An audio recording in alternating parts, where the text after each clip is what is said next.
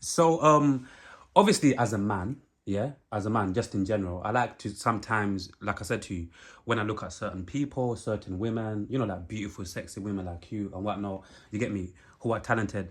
Sometimes, overall, just having like a broad conversation, you get me, because obviously, you're gonna get different guys, looking at you for different reasons, Yeah, of whatnot. course. It's part of life, you get Yeah. me. Like I said, this conversation is just mainly to get people to understand the woman behind everything you do. You get me? Yeah. So, And I yeah, appreciate that. you Yeah. get what I'm trying to say? Because at the end of the day, I think that's very, very important. You get what I'm trying to say? Like, so talking about obviously, like the way you are, the way your social media pages Yeah. and whatnot. Like, you see, for those people who would come on your page and to think you're just all about sex and whatnot, what would you say to them kind of people? And those people who would think, like, okay, cool, like you're dressed up like this, your page is like that, isn't your page distracting people from like your music or taking in exactly things that you do? What would you say to them kind of people? You know what? Listen, everyone's entitled to their opinion. Everybody does it. I think. I mean, we'd be hypocrites if we said we didn't do it. I mean, you can walk down the road and think, oh, everyone just has it's just automatic. Exactly. Right. There's a reason. I mean, there's reasons behind why I do what I do because people don't get it. And the first thing was where this whole body situation came from was I was dating a guy who was an abusive guy, for example, and he made me feel worthless. That's the only way I could even describe it. So when his X Factor thing came along, he told me that I was never going to get through and I was worthless and blah, blah, blah. So when I didn't get through, it was like the final 50 when I was on boot camp, it just gave me a bit of a shake. And I was like, right, what can I do now to try and pick myself up? Because I'm at rock bottom now. So that's why I sort of use pictures to kind of pick myself up because it's the best body. Let me utilise it. So it's almost like it's there for a reason. It's a gimmick. It's Zahra Palmer, the body, because Simon Cowell said so. And like everybody buys into it. Yeah. I'm happy in my own skin. Now I enjoy being who I am and I want the whole world to see the person that I was, now the person that I am now, and I'm happy in my own skin. Doesn't make a difference what people think. Yes, you are going to have your opinion, but I'm happy, and that's the main thing. Quick question. Yeah. Sorry. So you see, as you just elaborated, that you was with a guy and he told you you wouldn't even get through X Factor, blah blah blah, and all of that. Yeah. So once you got there and you didn't get to the X Factor, let's say, what was it? 50 or. Right, yeah, I was in the final 50, yeah. Yeah, you was in the final 50, but you didn't get... Did that kind of noise of what he said, did that ring back in your head and kind of trigger you to then kind of feel more empowered about yourself? It wasn't... was that purely by choice? No, it wasn't that way. Good question. So let me just... Okay, so the conversation we had was before I went on and done my audition. That was what broke me. And when you listen to it and you watch it, anybody check it out, you can see my voice has gone. I'm not hitting the notes because in my head I'm thinking, we've just had a massive argument. He's told me I'm no good. I'm whatever. So I'm trying to hold it in. I'm trying to not cry. It's like what am I going to do? So when I went back, so I didn't get through. When I went back, I was like, that's it. I've had enough now. I can't be with this guy. I can't come back to this abusive relationship. And I just literally just left everything that I owned, even my phone, everything I had, gone. I was more bothered about leaving my dogs. And I wrote a song and I recorded it. And every time I listened to it, I was like, that is what made me leave him and not go back. So that is what, I did some pictures with him before, for him. He didn't really like them. He was like... sort of put them away, and that's when I thought, okay, you know what I'm going to do now I've gone, I'm free, away from you, I'm just going to roll with these pictures and see what happens. And then before you know it, bang, on the cover of the Sun. I'm like, okay, we're onto something, He's probably looking back at them. Oh, he hated it. That you both took together, and he's looking back at them. He hated it. I mean, I took them for him. He hated it at the time. All his friends. He's probably looking at them now. Yeah. All his friends. He was like, "Why have you done that? Everybody in the office, everybody's got you on their wall." I was like, "Well, you didn't want me. You told me you didn't want me. Like." And now we're popping, baby. What do you want me to do? Like, I can't. Once I've gone, babe, I'm not. I can't go back. Are you one of them people that you never go back? No, I'll give you about 5,000 chances first. You know what I mean? Now I'm older. No, I give you one chance now because now I see all the signs. One chance, I'm like, fuck, I'm doing with that. I'm off because I've got to do me. Yeah. I've usually put other people before myself. Not anymore. Hell to the no. It's all about me, where I'm going. If you want to join me, we team up together and we build an empire. Great. If not, well, there's the dough. That's it. That's how we're rolling. Talk about pictures, yeah? Yeah. You know, I wanna speak about your modelling journey as well. Yeah. Like, how was that? Speak to us about your modelling journey. How was that? Well, it came from the X Factor thing. Yeah. So once, obviously, you're in that, then you're in every newspaper around the world, and it was always X Factor. Simon Cowell said this, and even till now, I had an interview last year, the end of last year, with the Daily Sport, revisiting the fact that I was on X Factor and that I was called The Body. So everyone they love it. Like, it's not like modelling what people do as in they go to a modelling agency. It's like, because I'm an artist and because I was on X Factor, everybody's just, they want to work with you. It's a great thing. The good thing is you can pick and choose who you work with. That's the good thing. Yeah, I that's don't actually need really to good. work with anyone. Like, I don't go chasing people. Yeah. You know, it's like, when I was younger, those people that said to me, well, you can't be on the cover and stuff. Now it's like they want you to be working with them on the front cover. Tables have changed. Yeah. Tables But the thing is, I won't cut my nose off to spite my face. I go, why not? Because if I can change history and reality for the other people coming up, then yeah, why not? Why not? Like, even now as we speak right now, yeah. Like, are you doing any modelling for any agency? Like, are No, you? I don't. No. But you're still open to, like. Yeah, I do. any- I do shoots all the time. Yeah. Like, yeah, I mean, there's different things that I do, but it's private. Whether it be like magazines, calendars. I've been offered to do Playboy, loads of stuff. But people think Playboy is seedy, but it's not. There are Playboy things where you just do bikinis. Yeah. Do you know what I mean? But yeah, I mean, there's loads of stuff. Loads of stuff. No, I love it. Presenting as well. Yeah. Like, when was the last time, like, you presented, and how's that going for you as well? Yeah, presenting is something like more hosting shows, more like fashion shows, music events. But I am doing a show where I'm going to be doing my own show. But I can't really tell you guys about it because I'm not really supposed to say anything. But we was talking about it the other day, and yeah, there's a lot of good things happening. I mean, I'm just a natural, can't you see? I love it. I love talking, as you can tell. Give me a couple of Red Bulls. That's it. I'm off, babes. I'm off. You can't shut me up. But yeah, I can actually see you, like, presenting, like on an award show, like one of them proper big, like, occasions. yeah, I mean, I think as well, because I'm into music, it's like, again, it's not, oh, well, she's doing it for that reason, just to have her own show. No, I'm doing it because I'm like, if I can, there's a younger generation coming up now, right? I'm getting older. So younger generation, sit there, like you're interviewing me, sit there and interview these people, talk about their music and where they're going and find out about their life and where they come from. It interests me. Not just about the fame. It's about, let's bring people forward and come together as a community. Yeah. Yeah. Before we move forward as well with this conversation, this beautiful conversation, like, randomly, like, what do you hate about the world that we're living in at the moment? The world we live in is what I hate is just people. Everyone's just fighting against each other. This drives me nuts. Like, I can't understand how we've got to this fighting against each other.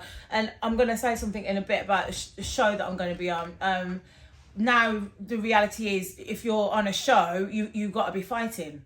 This is what the world says you're supposed to be. Have you forgotten who you are? Remember, there's more to you than that. Come on, we've been brought up a certain way. We shouldn't be fighting each other. We should be working together, coming together. That's it. And the thing about the show is, it's like bringing people together, no arguing, showing you for who you really are as a person. Yeah. So that's why you hate about the world at the moment. People just a lot of people fighting. Too much fighting going on. Do you know what I mean? Too much. Like, it's sad. It's really sad. Yeah. And quickly, just something I forgot about your music, by the way. Just ask you. Yeah. Do you like, you see this year? Yeah. Like, have you released any music this year? Like, what's going on? Tell the people. Well, what's going this year, on February, I released my very first reggae tracks. I told you guys that I do house music. Yeah. I grew up listening to house, but my dad's, he's a Rasta, so he's like, 8 years ago, why didn't you do reggae? And I was like, I don't know. Because, but you love reggae. I said, I know what, listen, I love Barry Salmon, Carly Budge, Romain Virgo. I mean, I love Frankie Paul. Sanchez, Garnet Silk, all them people, right? But I'm thinking, can I go from house music to reggae? Because of course you can. I was like, I don't know. To go from, I don't know. Yeah. And then I thought, you know what? He was in the studio playing the percussion for a friend of mine called Steve Taylor, who's an artist. And my dad does quite a few things with him. And I was like, okay, I like this. So me and him decided to work together on this track. And I released it in February.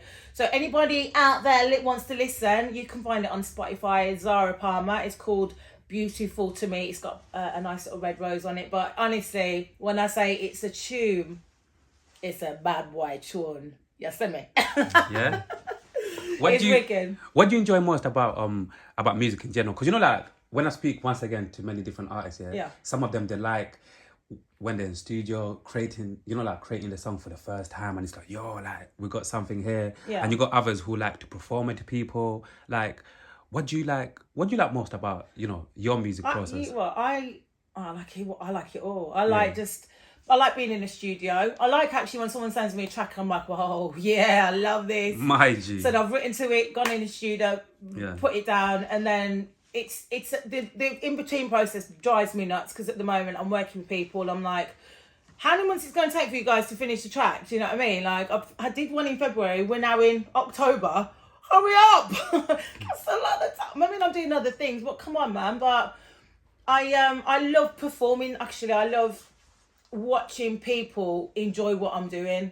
And I couldn't figure this out before, because I was in a girl group, so we used to dance to each other. So there was no, I don't know, you never got nervous or anything like that because you're dancing with everybody else. But when you're on your own, it's harder, especially to more of a, let's say, a black crowd. Because they're like, they're harder to be. Let's see what you got then. Yeah. And I just said, oh my God, I don't know if they're going to like me. But what I realise is, you know what? If you like me or not, I'm just going to enjoy what I'm doing. I'm feeling myself. I'm feeling my tune. I don't care. And then once you're doing that, everyone's like, yo, that's she likes you enjoying what she's doing. And it's a tune as well. And she can sing. Bonus, you know what I mean? And then before you know, everybody's paying attention now. They're like, let me tap into her vibe. It's let me great. see. Everyone's asking for a rewind, and I'm like, ooh. Yeah. I like it. Sorry, just grab my drink. No, it's all good, man. Like, obviously, everybody knows this is the Red Chair, Reality Team TV. And sometimes we like to just speak about reality just in general, you get me? Yeah. All of us have gone through our own journeys to get where we are, to turn into the person that we are now. Like, however you just want to answer this, you get me? Like, what, along your journey, like, what happened to you in terms of, like, to turn you into the person that you are now? Like, the person that we're seeing right now in the Red Chair. Yeah, the person...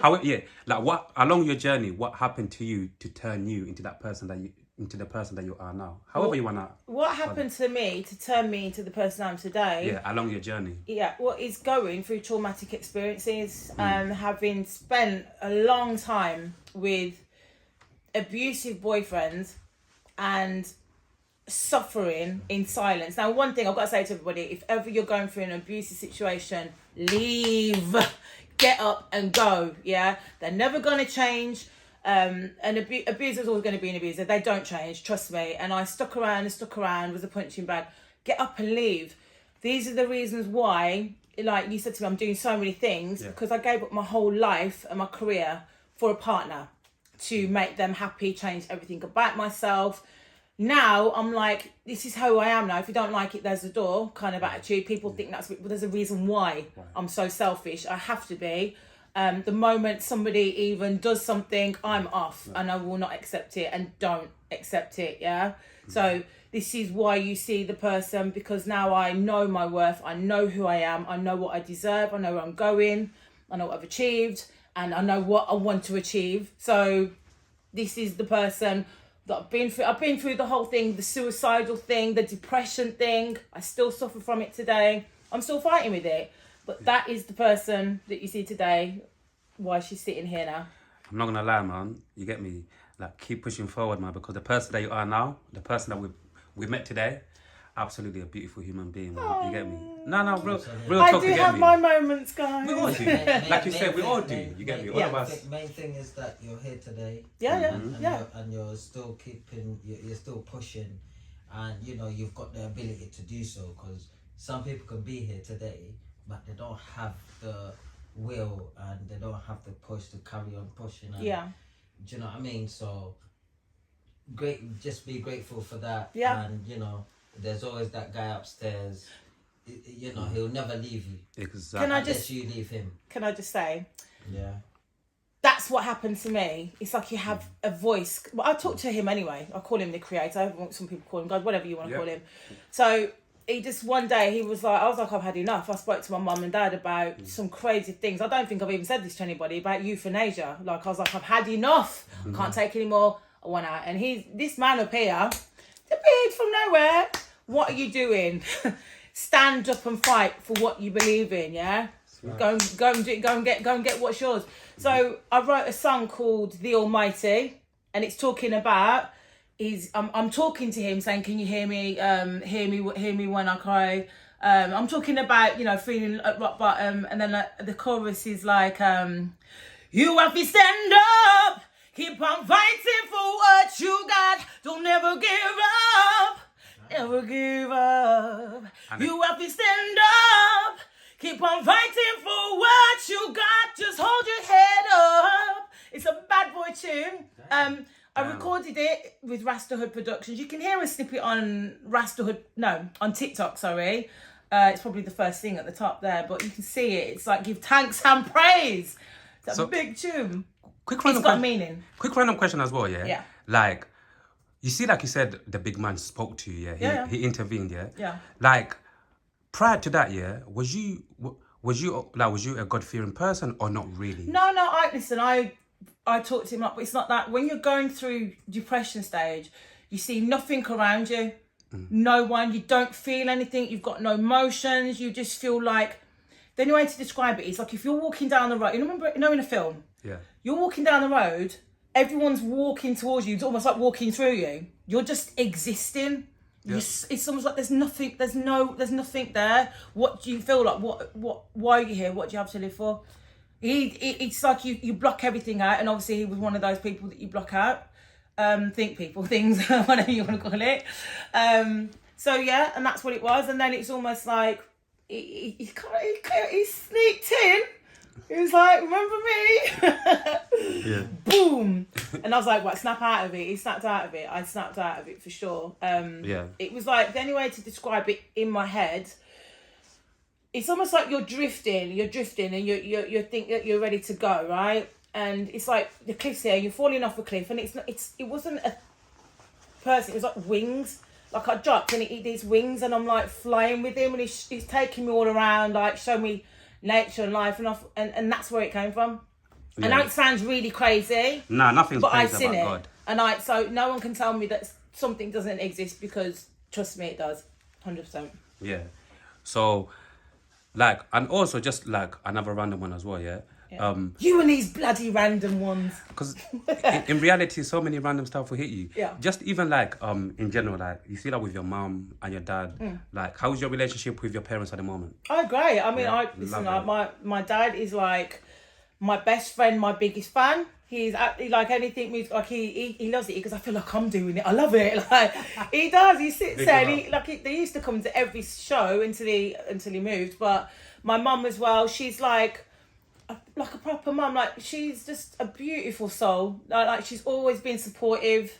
Anytime I remember once she even got an extra job to make sure I used to come to London to do my music and do my singing. She's something else, this woman. Like she's like an angel. Like it's insane. I've never known anyone so genuine and beautiful, and just loves people, like helps people all the time. Now, big up your mum and your dad each and every time. Big up. You get me?